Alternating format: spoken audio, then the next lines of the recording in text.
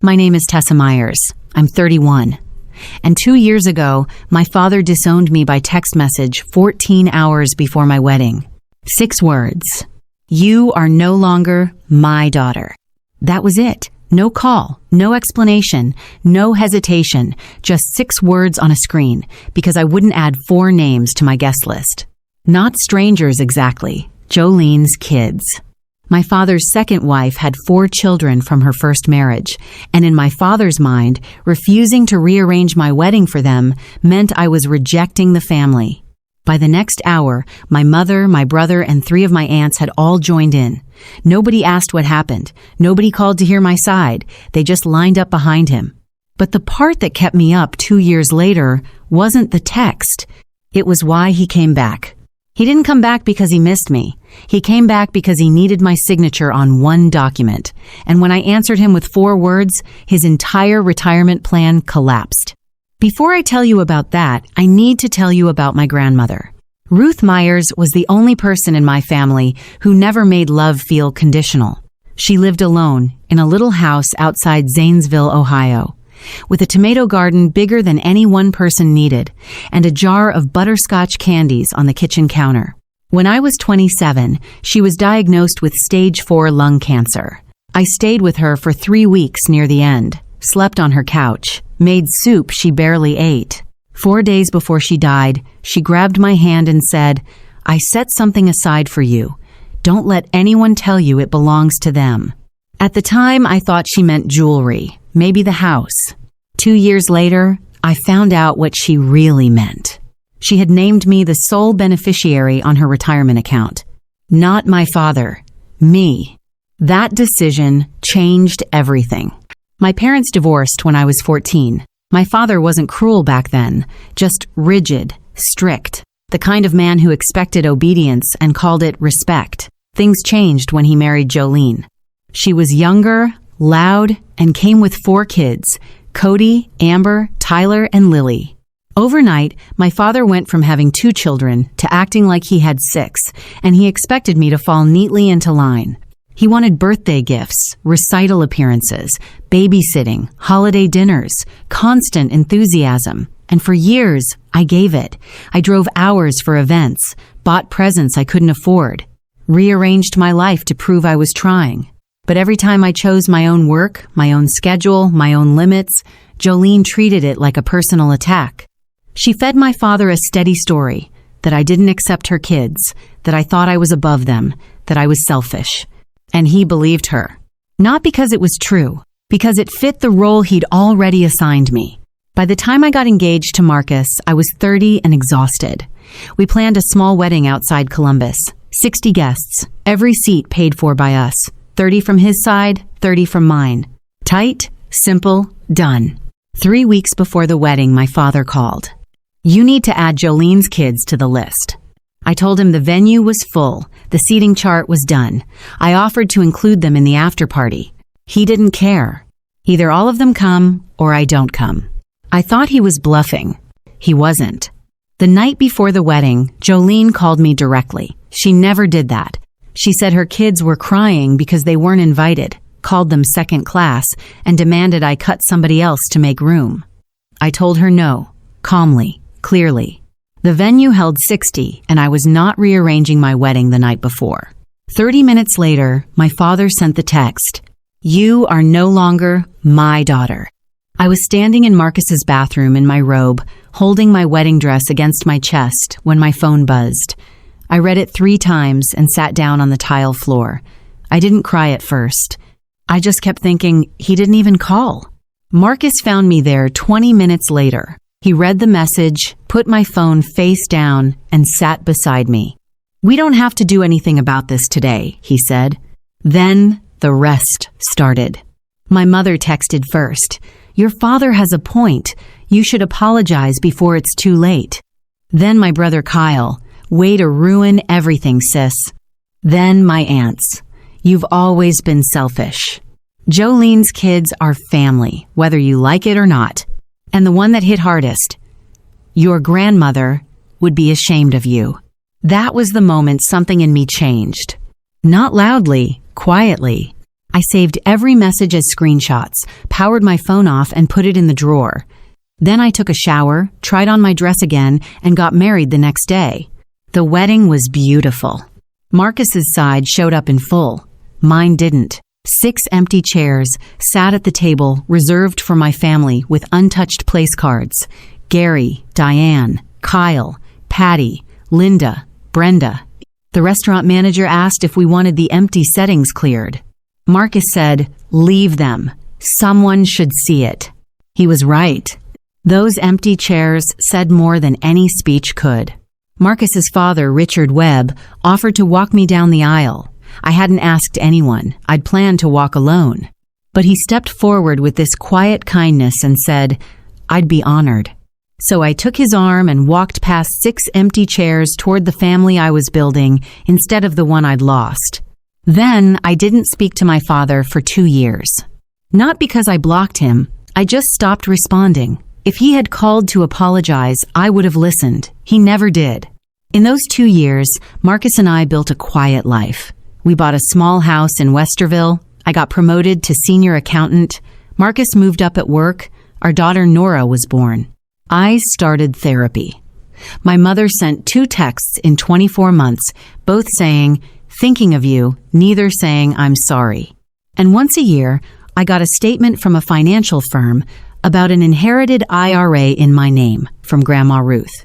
I filed it away and didn't think much about it until one Sunday dinner at Richard and Patricia Webb's house.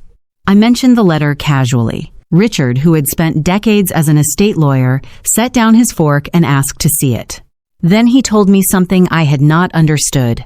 An inherited IRA with a named beneficiary does not belong to the estate. It does not pass through probate. It goes directly to the person named, in this case, me. And it could not be redirected without my written consent. "So my dad can't touch it?" I asked. "Not without your signature," Richard said. That conversation sat in the back of my mind until my father called. It was a Tuesday afternoon. Nora was in her high chair mashing banana into every surface within reach when my phone lit up with his name, Gary Myers. I let it go to voicemail. His message was warm, soft, familiar. "Hey, Tessie, it's Dad. I've been thinking about you. I miss you, sweetheart. I'd love to talk." He hadn't called me Tessie in years. I played the voicemail twice and felt nothing but suspicion. 3 days later, he called again. This time I answered.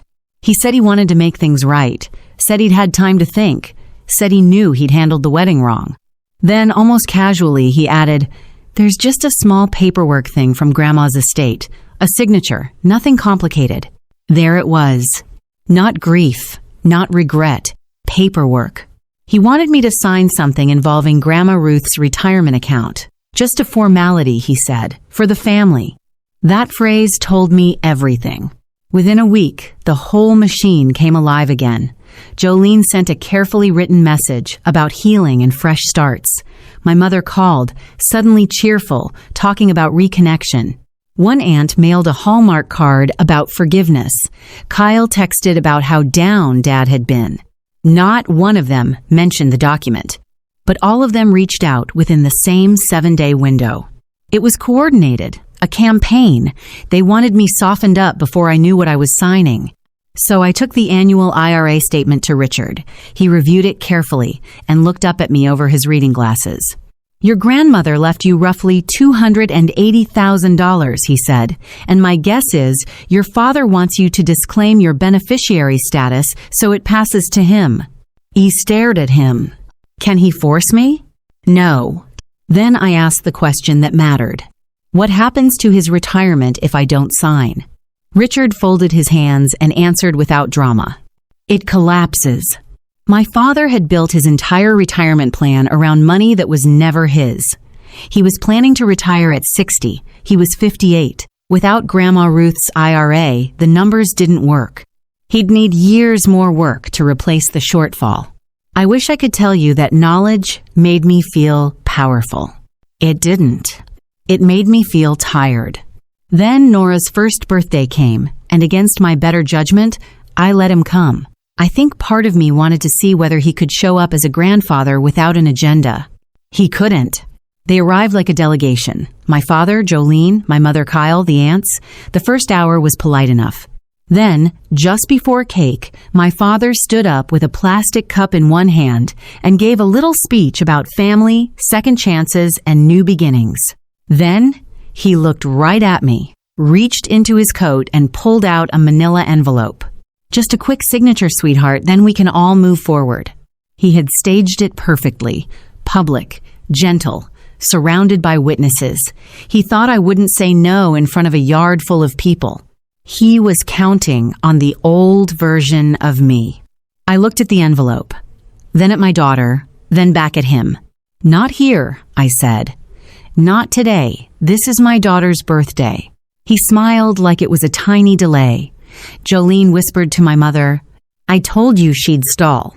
I heard her. I didn't react. I just picked up the cake knife, sliced the cake, and offered my father a piece. The next morning, I took a photo I'd snapped of the document inside that envelope to Richard. He confirmed it. Beneficiary disclaimer. If I signed, I gave up the entire account and the money passed to my father. I sat with that decision for 3 days.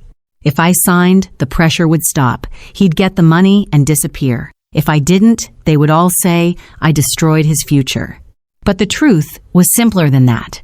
I wasn't destroying anything. He had built a future on money that didn't belong to him and on the assumption that I would always fold. That night, sitting alone on the porch, I thought about Grandma Ruth squeezing my hand and saying, "Don't let anyone tell you it belongs to them." And for the first time in my life, I said no without apologizing for it. My father arranged a meeting with his lawyer for Thursday morning at 10. At 10:05, while he sat in that office waiting for me, I was at home drinking coffee with Nora in her bouncer. My phone buzzed. "We're here. Where are you?" Then calls. Then texts from Jolene. "Don't do this." I pictured them in that little conference room, papers laid out, pen uncapped, fully expecting me to walk through the door because I always had before. I opened the text thread and sent 4 words. "I am not signing." That was it. 4 words. His lawyer looked at the text and said what should have been obvious all along. Without her signature, we can't proceed. The beneficiary designation stands. My father's retirement plan broke that morning. Not because I attacked him. Not because I took anything from him. Because he had spent years assuming that my boundaries were negotiable. After that, the panic started. He called 3 times, then texted, "Tessa, please. This is serious." My mother called me cruel. Kyle said I was letting Dad lose everything over a grudge. One aunt finally realized Grandma Ruth had left the money to me on purpose. Another stopped talking altogether. And eventually, even my father called back one last time. Without charm, without nickname, without performance. "I made a mistake," he said. "Which one?" I asked. "The text where you disowned me or the one where you asked me to sign?" He apologized. Sort of. Too late. Too thin. I told him the truth. "You didn't come back for your daughter. You came back for her signature. I'm not your backup plan." That was the end of it. Here's what happened after. He went back to factory work full-time. His early retirement disappeared. Jolene, who had expected travel and freedom, found herself staring at 7 more years of work and bills. My mother, after siding with him to protect her own financial arrangement, eventually lost the health insurance he'd been covering and texted me, "I should have stood by you, Kyle." Once the boy who told me I'd ruined everything later apologized without asking me for anything in return. That was the only apology that felt real. The aunts disappeared. The truth spread on its own. And the IRA stayed in my name, untouched. I decided Grandma Ruth's money would become Nora's college fund. That felt right. The woman who left tomatoes on porches and butterscotch on the counter would help educate her great-granddaughter. These days, I still go to therapy. I still think about what happened. And here's what I know now. My father didn't lose his retirement because I said no. He lost it because he built his future on the assumption that I would never say it. For 29 years, I was the daughter who made things easy. I drove the distance, bought the gift, swallowed the insult, kept the peace, adjusted the list, smoothed the moment, said yes. One no told me exactly what I had been worth to them when I stopped being useful.